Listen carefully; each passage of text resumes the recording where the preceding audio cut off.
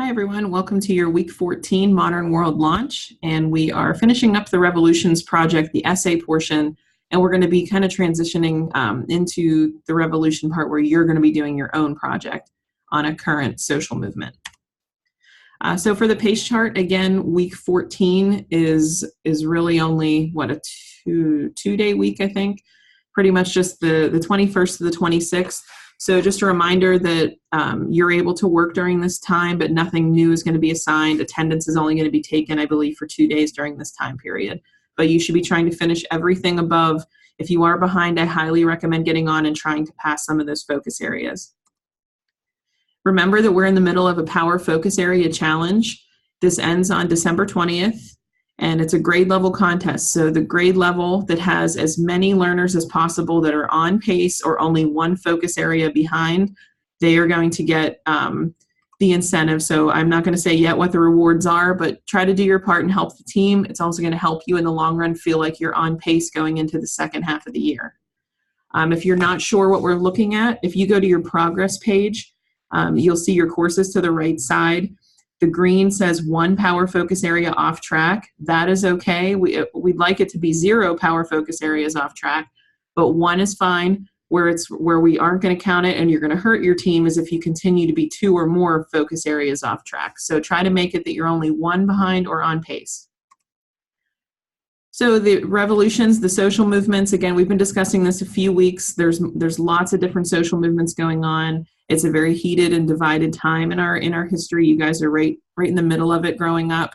So I'm sure you're aware of these hashtags, and I'm sure I missed about 100. But again, it's up to you to start thinking about which current social movement you'd like to research. And you are not limited to this list as long as it is somewhat school appropriate.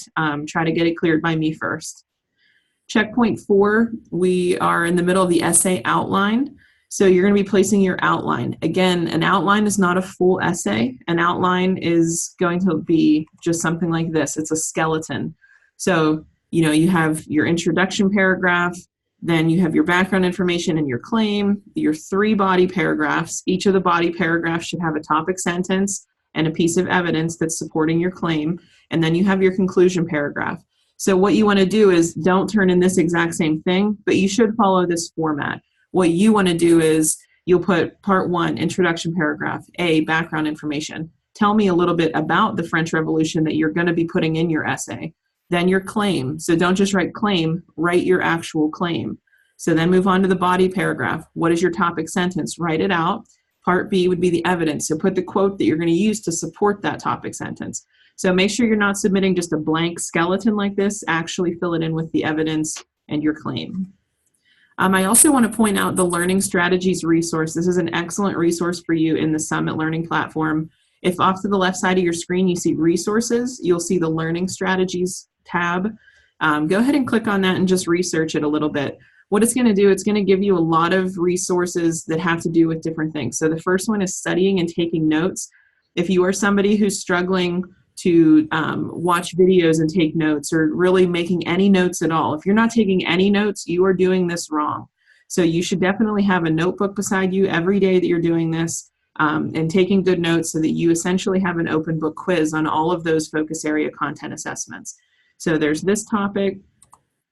There are how to make a plan, reviewing and preparing for assessments, and there's also passing content assessments. So if one of those areas you're noticing that you're struggling in, get in that Learning Strategies resource and click in and see what it has to say. The one I want to focus on today is the Test Myself strategy. So if you click into Test Myself, it will look like this. You're going to see different videos off to the right side of the screen that can help you. It's going to focus on how to use flashcards correctly. If you don't like to actually write out flashcards, I recommend the website Quizlet. Because you can kind of create little fun games based on vocabulary. It's a nice, fun way to learn something. It's also going to do with writing summaries and test questions, using the objectives that are posted to kind of create your questions, testing yourself. Use those checks for understanding that are in those objectives to help you pass those focus area content assessments.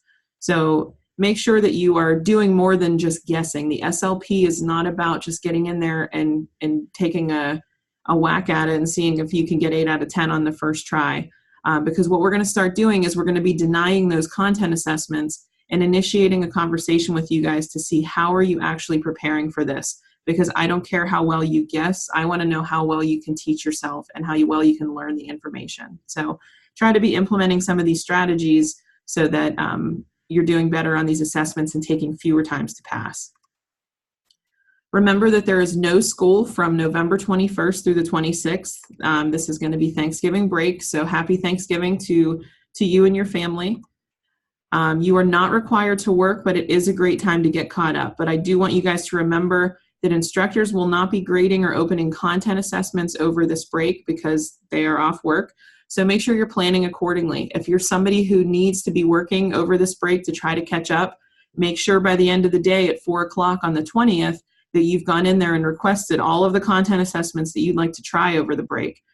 You can also be working on checkpoints at any time in any project. So if you're behind in those, get in there and submit checkpoints. You're just not going to get feedback until the break is over.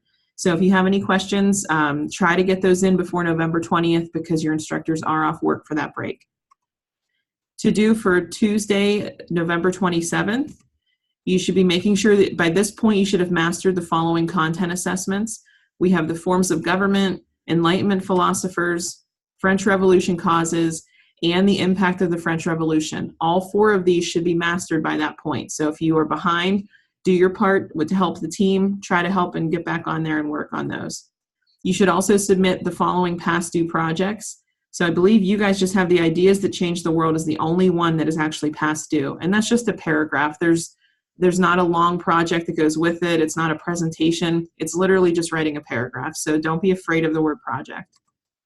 And then you should also be submitting checkpoints 1, 2, 3, and 4 of the Revolutions project. So if you guys have any questions, please reach out and have a happy Thanksgiving.